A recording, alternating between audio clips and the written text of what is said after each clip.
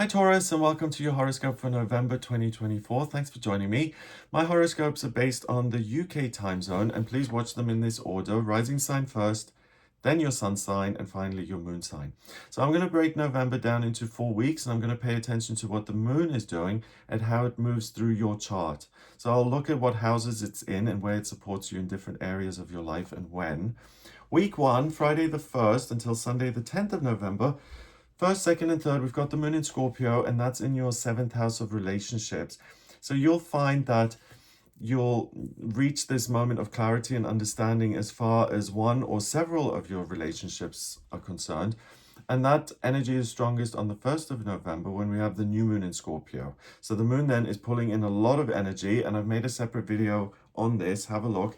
But again, in your case, it's getting to the truth of a relationship and giving you that emotional understanding, as in, I know where I'm at. On the 2nd of November, Mercury, the communication planet, that leaves Scorpio in your 7th and it goes into Sagittarius in your 8th house of the authorities and institutions and big groups of people that influence your life, like the government or the tax people, right? So that shift, Mercury in Sagittarius, is very optimistic, it's very adventurous, and it's willing to really take things and to face them head on in order to make progress. So if you've got any kind of negotiations or mediation going on, or any legal things, or with the tax people, from the 2nd of November, you'll find that one, you have more energy to pursue those kind of things, and also you'll find that you make more progress than you would have initially expected. So look as much into those things as you can. On the 4th and 5th, we've got the moon then also going into Sagittarius in your 8th. So those are the 2 days where you can really get a lot of paperwork out of the way. If there's anything like visa applications, again, all of those formalities, look into making progress then. On the 4th of November, we have Mars going out of Cancer in your 3rd house, Taurus, and it moves into Leo in your 4th house of your roots and your family. So from the 4th, Mars is ambition and drive, and in Leo, it really wants to be in the spotlight, and it wants to lead, and it wants to do something that's meaningful, purposeful, and it wants some recognition, right?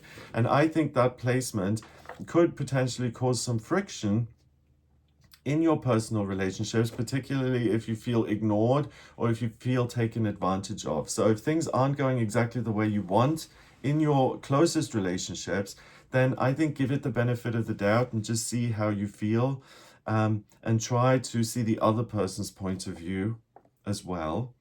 On the 6th and 7th, the moon goes into Capricorn in your 9th. The 9th house is travel, it's learning, it's broadening your horizons, right?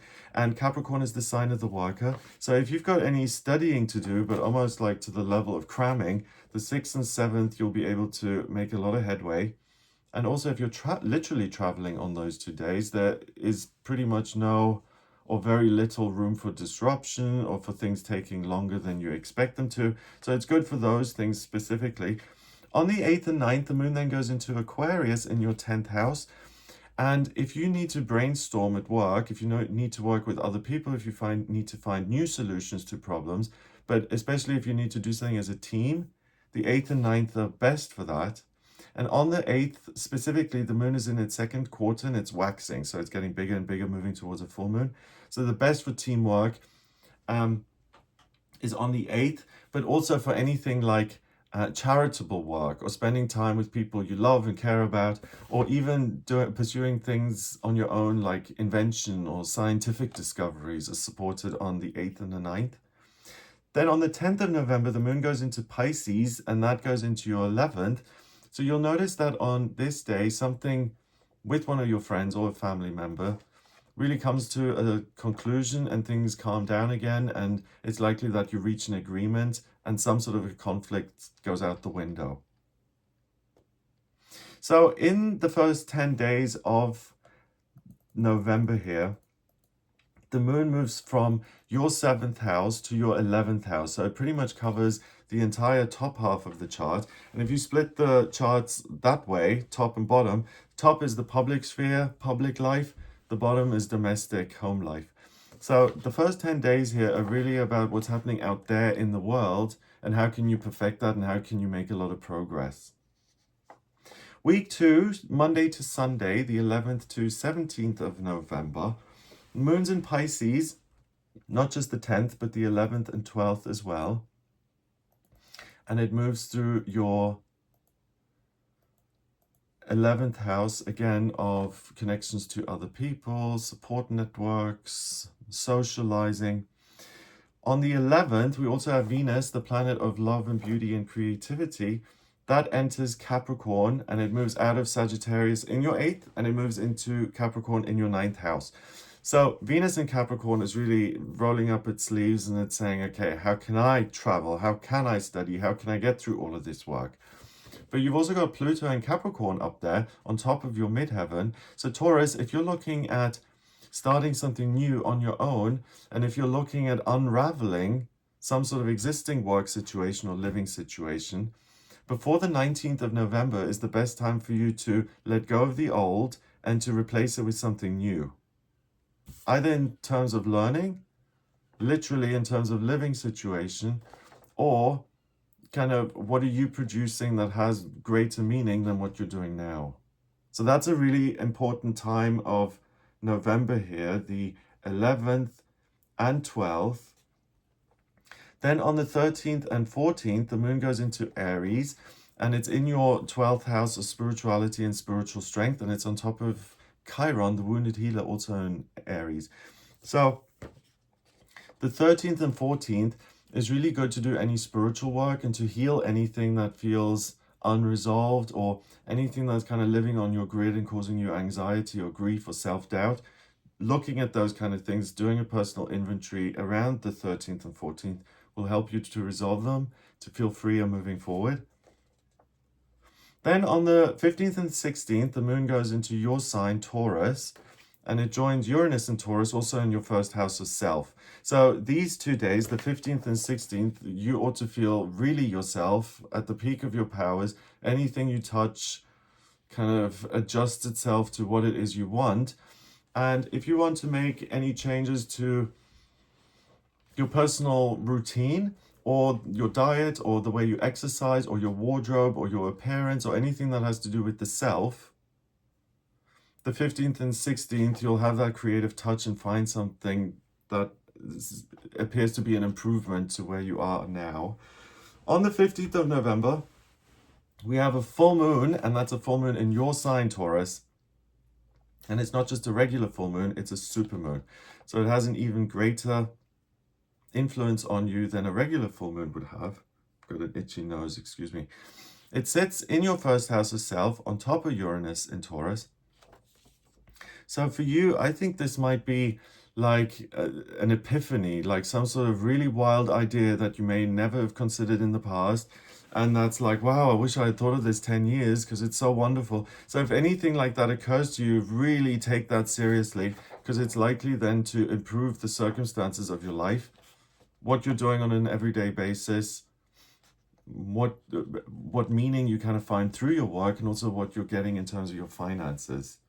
Also on the 15th of November, Saturn goes direct, and Saturn is in Pisces in your 11th house. So I think in terms of the assumption that relationships are good and people care about me and vice versa, that becomes more easy to tap into. So if there's any kind of suspicion or mistrust going on, you'll find that that eases off and you don't find that as interesting. I think instead you're focused on what changes you can make in your work via your ideas and what's occurred to you. On the 17th, the moon goes into Gemini, and that's in your second house of money, and it joins Jupiter, the lucky planet, also in Gemini in your second house. So the 17th is an amazing day to get started on this new business idea, on this notion you may have had around your income and how to alter it or increase it or change it. And what's also interesting about the 17th is that Uranus, the planet of the miraculous and unexpected, is in your sign of Taurus, but it opposes the sun. So this is the one day of the year where Uranus is going to be brightest. It's fully illuminated, and it's the best night of the year to actually see it, right? And because it's in Taurus, in your first, opposed by the sun in Scorpio, you'll find that you have this all these ideas around what you could do to change your income, but you'll also, again, know where you're at as far as your relationships are concerned, and the truth reveals itself. So if something hasn't been quite working and you've been trying to figure out why isn't this working, you'll get the answer here. So in this second week, the moon goes from your 11th house to your second house. Okay, so that's the very left side of your chart, houses 11, 12, 1 and 2. So the focus here is really what's going on internally and how do I implement that and transform it into action that's going to pay off for me, literally, via income. Week 3, Monday to Sunday, the 18th to 24th of November. On the 18th, we still have the moon in Gemini. And then it moves into Cancer on the 19th and 20th. So on the 19th and 20th, your focus is going to be you're going to be very forgiving, very nurturing, very supportive and understanding of other people's stuff and what they're going through. So again, for personal relationships, that's good. But if you're the boss of a company and you want people to stick to certain rules and that's not being done, really the 18th and 19th aren't the time to address that. Also on the 19th, we've got Pluto, the planet of transformation and change, that goes into Aquarius and it stays there until January 2044, so the next 20 years. And for you, Taurus, I can hear you cheering and clapping from where you are now because it moves into your 10th house of work.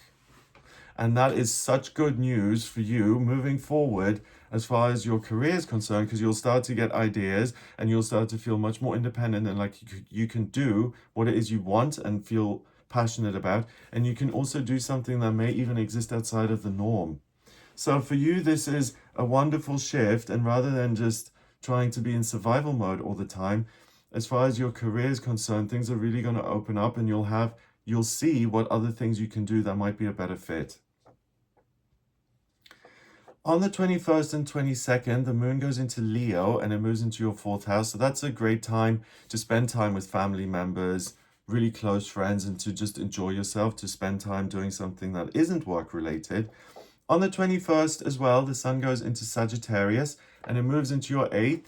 So this gives you even more of a support mechanism when dealing with authorities outside of your control, and anything that needs working through will be supported by the sun here now, and also Mercury still in there. On the 22nd, the moon is in its 4th quarter and it's now waning away. It's getting smaller towards being a new moon at the beginning of December. And this could be a really nice and peaceful, quiet time spent at home with friends and family. On the 23rd and 24th, the moon goes into Virgo. And really, any Taurus out there who's single, this is really an opportune moment to connect with someone and to come to the right conclusion about whether they're compatible or not. So if you find it difficult to kind of suss that out when you meet someone new, is this suitable for me or not? The moon in Virgo really helps you out on the 23rd and 24th to come to that kind of conclusion. So week 3, the moon goes from houses 2 to 5. And now we're at the very bottom of the chart. What makes you feel like home? What do you love? Who do you love? And how can you rearrange things so that you have more of those things, the good stuff, in your everyday experience? The moon's week 4, Monday to Sunday, the 25th to 30th of November. On the 25th, we still have the moon in Virgo, so still good for dating, romantic relationships, meeting new people. And on the 25th, we have Mercury going retrograde until the 15th of December. So Mercury is the communication planet, right? When it's in retrograde, it causes issues with communication and transportation. And your ability to make progress in the realms of paperwork, that might start to slow down now. So try and get as much done before the 25th of November, as much as you can before then. On the 26th and 27th, the moon goes into Libra in your 6th house of daily routine and physical health and structures of your life. And Libra is very balanced, right? So this is a great day where, again, you can find a new way of treating your body or adjusting your inner body clock or sleeping, 6 hours instead of 8, making those kind of changes. Also, again, making changes to your own appearance, It's a good time to have any kind of improvements done that are designed to make you feel better and look better. But I think ultimately it's a good time to multitask and to balance a very, very busy schedule and to be able to get a lot done that takes the pressure off. And then on the 28th, 29th, and 30th of November, the moon goes back into Scorpio. And it's very similar to the beginning of the month where you'll have real certainty about where you're at in relationships with other people so that you don't kind of misread a situation very easily. It would take quite a lot of doing for you to misunderstand something here via your relationships to other people. So in week 4, the moon goes from your 5th and 6th houses into your 7th. Okay, so we're on the eastern side of the chart.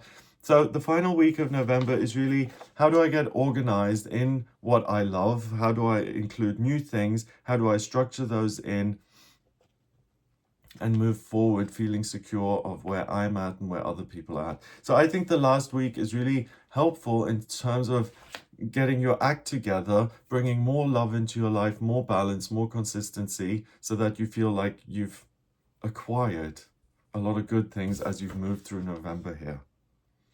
So I hope that gives you an idea of what you'll be working with, Taurus. If you'd like a personal reading with me, please get in touch via my website, gregoryscott.com. To draw up your birth chart, I need your place of birth, date of birth, and time of birth. If you don't have the time of birth, then please order a chart rectification on the website. That's a process where I work out your time of birth manually.